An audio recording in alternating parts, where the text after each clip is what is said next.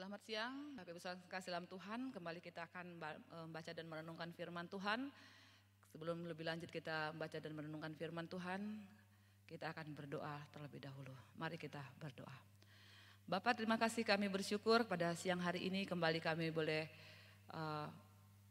membaca dan merenungkan firman-Mu. Mohonkan kiranya Roh Kudus yang boleh memimpin kami pada kebenaran-Mu Tuhan, sehingga kami boleh dimampukan untuk mengerti dan juga melakukan dalam kehidupan kami hari lepas hari. Berkati hamba-Mu dan memberkati kami semua. Di dalam nama Tuhan Yesus kami berdoa dan mengucap syukur. Haleluya, amin. Kita akan membaca satu bagian firman Tuhan di dalam Markus pasal 6 ayatnya yang ke-30 sampai ayatnya yang ke-44. Demikian firman Tuhan. Yesus memberi makan 5.000 orang. Kemudian rasul-rasul itu kembali berkumpul dengan Yesus dan memberitahukan kepadanya semua yang mereka kerjakan dan ajarkan. Lalu ia berkata kepada mereka, marilah ke tempat yang sunyi supaya kita sendirian dan beristirahatlah seketika. Sebab memang begitu banyak orang yang datang dan pergi sehingga makan pun mereka tidak sempat.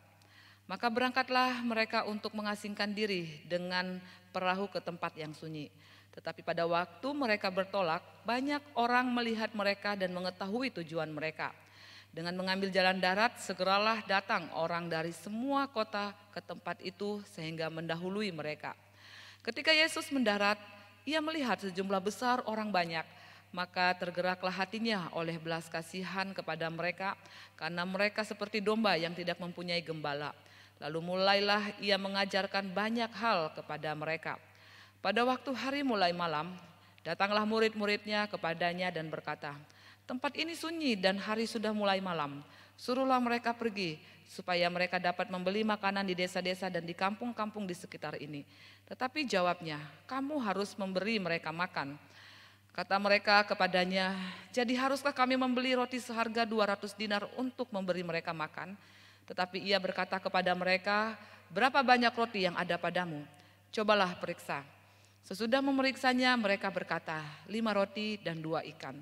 Lalu ia menyuruh orang-orang itu supaya semua duduk berkelompok-kelompok di atas rumput hijau. Maka duduklah mereka berkelompok-kelompok, ada yang 100, ada yang 50 orang. Dan setelah ia mengambil 5 roti dan 2 ikan itu, ia menengadah ke langit dan mengucap berkat. Lalu memecah-mecahkan roti itu dan memberikannya kepada murid-muridnya supaya dibagi-bagikan kepada orang-orang itu.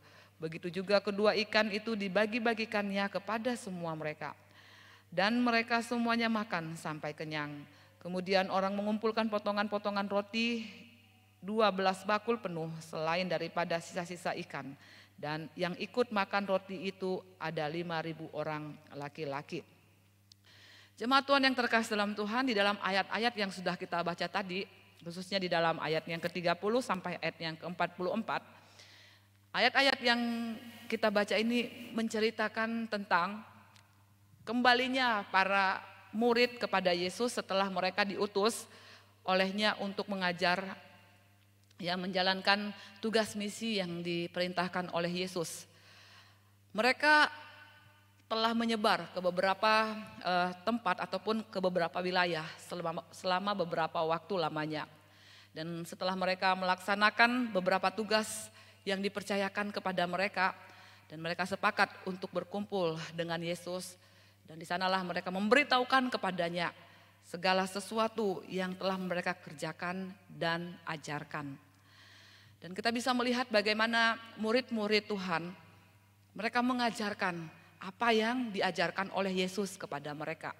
Demikian halnya juga dengan seluruh para pelayan Tuhan, tentunya mempunyai tanggung jawab atas apa yang mereka lakukan dan atas apa yang mereka ajarkan.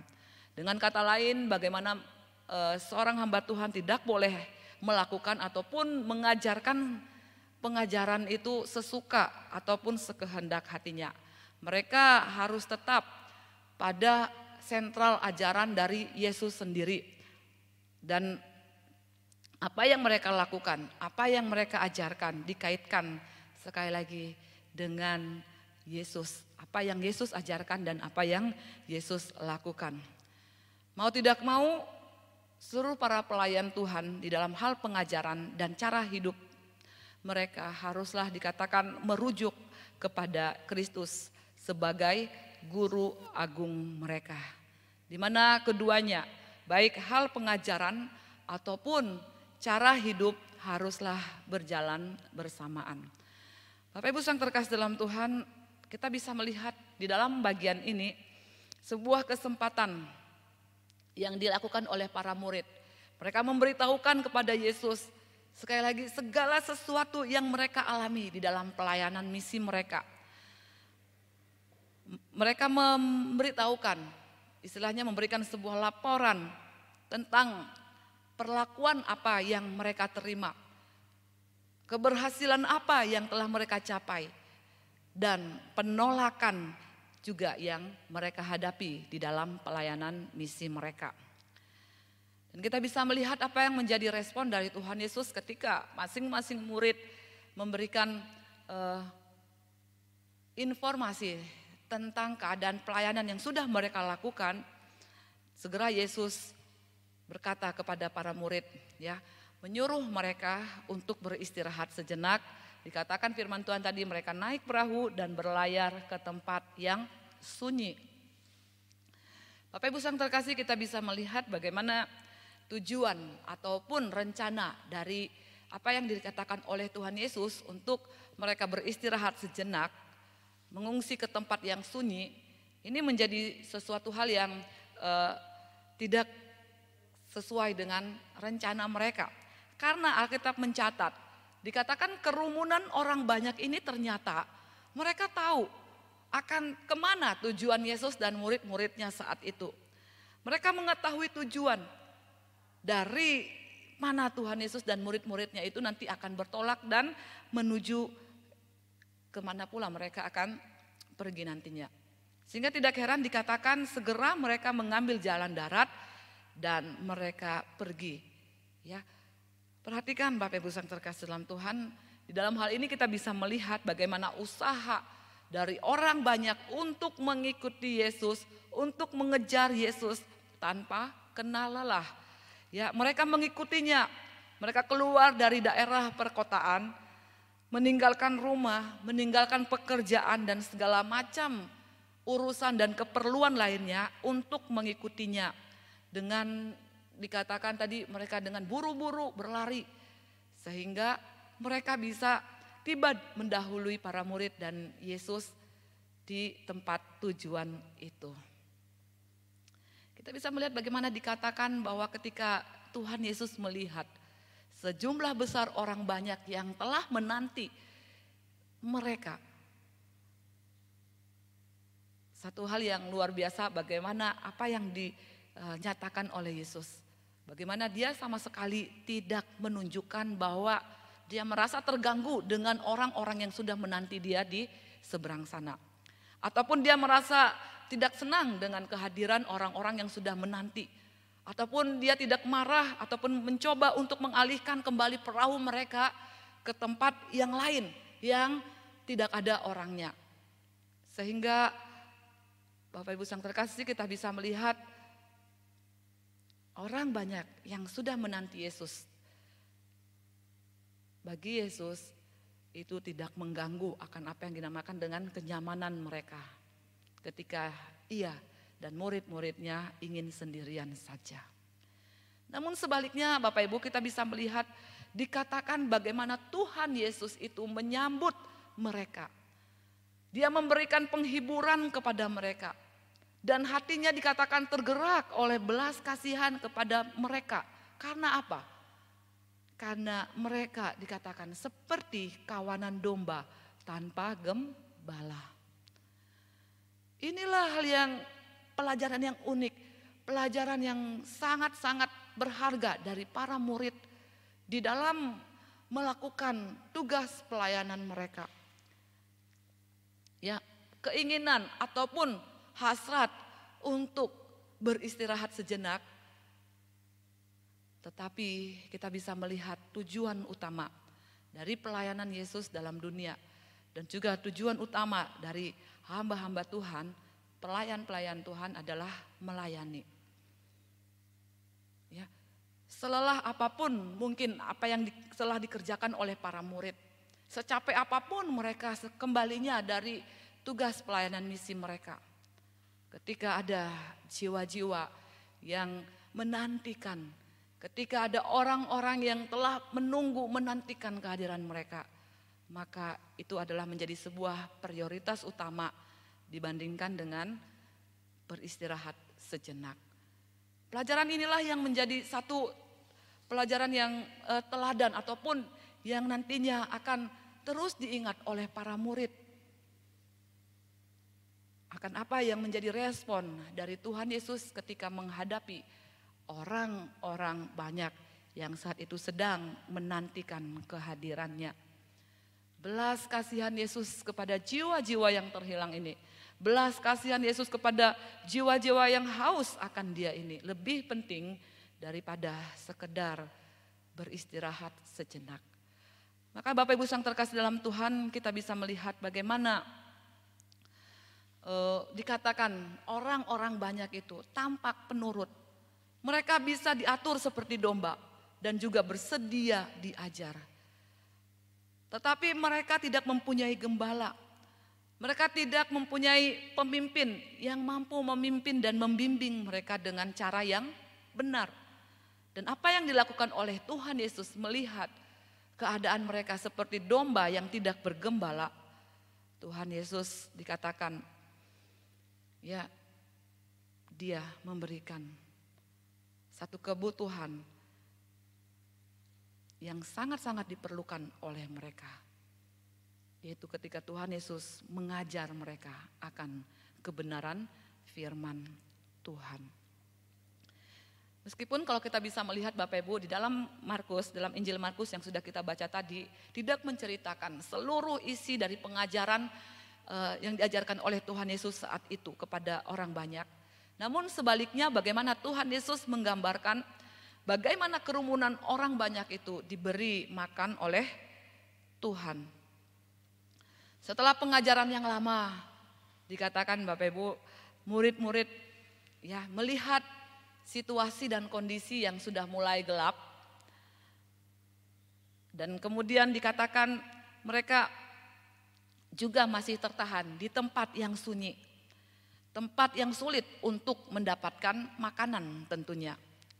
Dan murid-murid meminta kepada Tuhan Yesus untuk menyuruh orang banyak itu pergi membeli makanan bagi diri mereka sendiri-sendiri.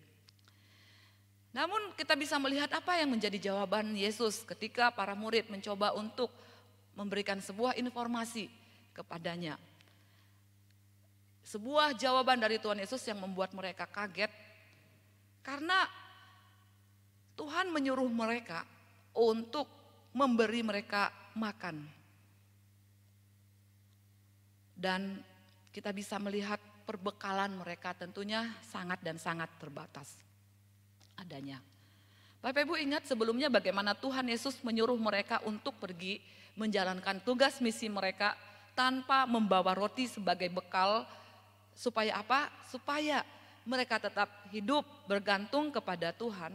Dan juga bagaimana mereka juga hidup bergantung dari kebaikan hati orang lain yang boleh menampung mereka saat itu di tempat pelayanan mereka.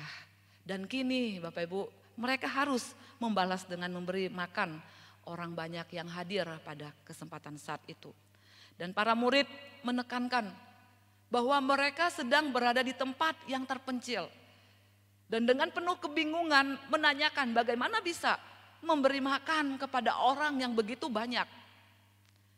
Juga dibutuhkan uang yang besar, dikatakan 200 dinar untuk membeli roti bagi orang banyak itu. Dan bukankah sebelumnya Yesus menyuruh mereka untuk tidak membawa uang dalam pelayanan misi mereka. Jadi Bapak Ibu, mereka berpikir, ya, bagaimana tiba-tiba bisa keluar uang tunai sebanyak itu untuk membeli makanan dan memberi makan orang sebanyak itu. Mereka tidak memiliki uang ataupun makanan yang cukup. Bahkan untuk diri mereka sendiri mungkin tidak cukup. Bapak Ibu yang terkasih dalam Tuhan, sekali lagi, di dalam hal percakapan antara murid dengan Yesus saat itu, kita melihat bagaimana para murid menyatakan keberatan-keberatan mereka tentang apa perintah yang dinyatakan Yesus kepada para murid untuk memberi orang banyak itu makan. Kita bisa melihat karena iman mereka. Mereka memusingkan diri dengan urusan mereka. Ya, dengan urusan yang tidak mampu mereka lakukan. Mereka tidak menunggu petunjuk apa yang harus dilakukan. Ya, mereka tidak menunggu perintah selanjutnya dari Yesus, apa yang seharusnya mereka kerjakan untuk memberi makan orang banyak itu. Mereka segera berespon, mereka segera memberikan satu jawaban. Ini hal yang mustahil, ini hal yang tidak mungkin. Bapak Ibu yang terkasih dalam Tuhan, kita bisa melihat sekali lagi pertanyaan-pertanyaan yang ada dalam benak mereka. Mereka katakan tadi, apakah mereka mempunyai uang sebanyak 200 dinar? Seandainya pun mereka punya uang, apakah di daerah yang sunyi, di pedesaan itu ada toko roti yang mampu menyediakan roti sebanyak itu pada saat itu juga? Keluhan, keberatan-keberatan yang mereka kemukakan menunjukkan mereka masih tetap belum mampu melihat bahwa Yesus memiliki kuasa untuk mencukupkan segala kebutuhan mereka. Mereka melihat sesuatu ya satu hal yang mustahil untuk mereka kerjakan saat itu. Tetapi bagaimana kita bisa melihat bagaimana sekali lagi ungkapan para murid tentang keberatan-keberatan di dalam satu perintah yang tidak masuk akal saat itu juga. Kita bisa melihat ya ketika di dalam perjanjian lama, ketika Musa keberatan, ketika Tuhan Allah menyuruh dia untuk memberi makan orang banyak selama sebulan, dia mengatakan, dapatkah sekian banyak kambing domba dan lembu sapi disembelih bagi mereka sehingga mereka mendapat cukup? Atau dapatkah ditangkap segala ikan di laut bagi mereka sehingga mereka menjadi cukup? Bapak Ibu yang terkasih dalam Tuhan, hal keberatan-keberatan seperti ini yang ditujukan kepada Yesus. Kita bisa melihat bagaimana dalam hal ini Tuhan Yesus membiarkan mereka melihat kebodohan mereka sendiri. Ya, karena apa? Karena mereka mencoba untuk mereka-reka. Mereka mencoba untuk berpikir dengan kekuatannya sendiri, dengan kondisi, dengan keadaan yang tidak memungkinkan segala sesuatu itu bisa mungkin terjadi. Setelah keberatan-keberatan itu diungkapkan oleh para murid kepada Yesus, kita bisa melihat bagaimana kemudian Yesus berkata kepada mereka, berapa banyak roti yang ada padamu? Nah, Bapak Ibu yang terkasih, kita bisa melihat bagaimana Tuhan Yesus mengatakan, periksalah. Ya, berapa banyak makanan yang ada padamu? Ya, pada waktu itu langsung murid-murid membawa kepadanya 5 roti yang pastinya merupakan persediaan makanan dalam perahu. Ya, dan mereka juga membawa 2 ekor ikan yang mungkin mereka tangkap sewaktu dalam perjalanan. Bapak Ibu yang terkasih, dan itu sajalah daftar makanan yang mereka punya. Makanan ini hanya sedikit untuk Yesus dan juga untuk para murid di dalam persediaan mereka pada saat itu. Dan saat itu kemudian kita bisa melihat bagaimana Yesus memerintahkan mereka harus memberikannya juga kepada pada orang banyak pada saat itu. Bapak Ibu yang terkasih dalam Tuhan, kita bisa melihat ketika Tuhan Yesus melihat 5 roti dan 2 ikan yang dibawa oleh para murid saat itu di hadapannya, dan dia menyuruh orang banyak itu duduk dengan tertib. Dan mereka dikatakan duduk berkelompok-kelompok di atas rumput yang hijau. Ya, dikatakan mereka duduk menurut jumlah, ada yang 100, ada yang 50 orang. Dan Tuhan Yesus menerima 5 roti dan 2 ikan itu, dan dia menengadah ke langit. Dan Alkitab mencatat dia mengucap berkat. Bapak Ibu yang terkasih dalam Tuhan, dan oleh berkat inilah bagaimana roti-roti itu dikatakan ketika roti-roti itu dibagi kepada orang banyak, maka roti-roti itu mampu untuk mencukupkan kebutuhan makanan yang diperlukan oleh orang banyak yang hadir pada saat itu.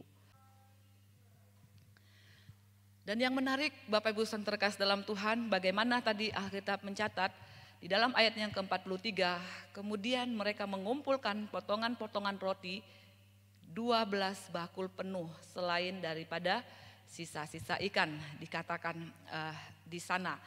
Dan di sini kita bisa melihat bagaimana Tuhan Yesus, ya, satu teladan yang dia boleh nyatakan kepada para murid saat itu. Bagaimana dia adalah gembala yang baik. Dia boleh mencukupkan kebutuhan, hal yang diperlukan, yaitu hal yang spiritual, yang terpenting dalam kehidupan umat manusia.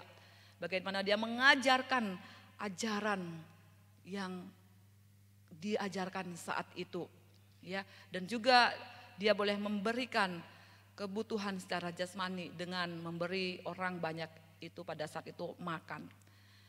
Teladan yang Tuhan Yesus boleh ajarkan kepada para murid dan juga kepada setiap kita pendengar pada masa kini adalah tentang sebuah kepedulian, tentang sebuah kasih yang boleh kita nyatakan kepada sesama anggota tubuh Kristus. Yaitu kita boleh menyatakan, kita boleh membagikan akan kebenaran firman Tuhan, boleh menyatakan akan Injil kasih karunia Allah kepada sesama kita. Dan juga kita tidak menutup mata untuk boleh melihat segala keperluan ataupun kebutuhan dari sesama anggota tubuh Kristus yang membutuhkan. Dan kita bisa melihat ini tentunya sebuah pembelajaran yang sungguh berharga bagi para murid dalam pelayanan mereka selanjutnya, akan hati yang boleh memiliki belas kasih kepada orang-orang yang mereka layani. Dan kita juga pada pendengar saat ini, biarlah kiranya juga Tuhan boleh menolong kita untuk boleh melakukan, menjadi pelaku-pelaku akan kebenaran firman Tuhan. Diberikan kepada kita hati yang berbelas kasih, melihat kebutuhan, keperluan, baik ketika kita boleh menyatakan kebenaran itu kepada sesama kita, dan juga bagaimana kita terpanggil untuk melihat kebutuhan dari sesama kita yang membutuhkan. Biarlah kebenaran firman Tuhan ini Bapak Ibu yang terkasih boleh menolong kita untuk kita boleh menjadi pribadi-pribadi seperti apa yang Allah mau, seperti apa yang Allah ajarkan dan Allah juga lakukan di dalam kehidupannya selama dia di dalam dunia ini. Amin. Untuk kebenaran firman Tuhan, mari kita berdoa. Bapak, terima kasih, kami bersyukur kepada Tuhan yang telah menolong kami di dalam pembelajaran firman Tuhan pada siang hari ini. Kami mohonkan kiranya Roh Kudus yang boleh memampukan kami untuk menjadi pelaku-pelaku akan firman-Mu Tuhan. Sehingga apa yang boleh kami dengar tidak hanya sekedar kami dengar, tetapi juga kami aplikasikan di dalam kehidupan kami hari lepas hari. Kami butuh anugerah-Mu Tuhan untuk boleh melakukan firman Tuhan di dalam kehidupan kami. Di dalam nama Tuhan Yesus kami berdoa dan mengucap syukur. Haleluya. Amin.